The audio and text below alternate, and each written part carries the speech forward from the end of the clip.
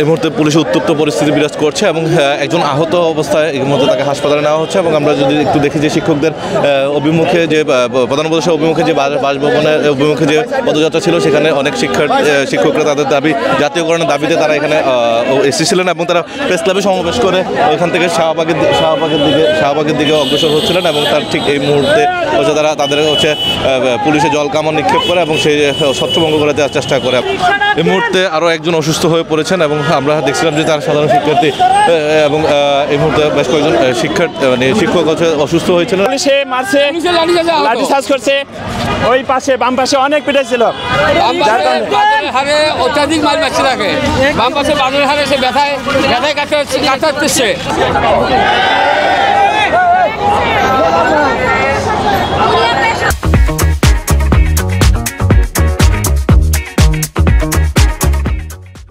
এই অবহেলিত এই নির্যাতিত শিক্ষকদেরকে বয়স্ক শিক্ষকদেরকে পিটিয়ে আহত করা হয়েছে। আহতর সংখ্যা এখন আমাদের সংখ্যা নির্ণয় হয় নাই, আমরা মেডিকেলে সব পাঠিয়ে দিয়েছি। মেডিকেলে আমরা একটু পরে সংখ্যা নির্ণয় করব। আমার জানা মতে প্রায় শতাধিক শিক্ষক আমাদের এখানে পুলিশের পিটুনি খেয়ে আহত হয়েছে।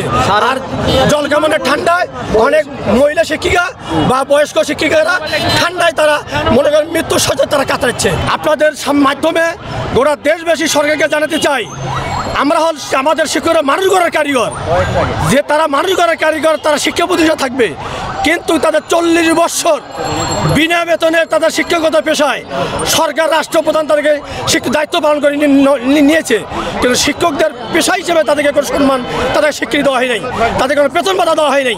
আমরা আপনাদের মাধ্যমে শিক্ষা মন্ত্রণালয়, প্রধান উপদেষ্টার কার্যালয়, এদেশের গোটা দেশবাসী, গোটা সাংবাদিক ভাইরা, বুদ্ধিজীবী, শিক্ষাজীবী সবাইকে অবহিত করতে চাই, কেন আমাদেরকে শিক্ষকদের পিটানো হয়েছে, কেন পুলিশ বাড়ি লেলিয়ে দেওয়া হয়েছে।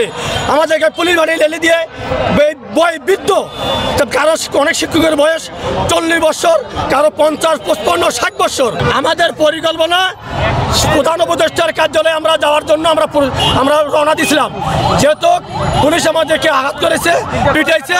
প্রধান উপদেষ্টার পক্ষ থেকে আমাদের এই শিক্ষকদের সামনে উপস্থিতি হয়ে ঘোষণা না দিবে না, আমরা এখন যাচ্ছি না।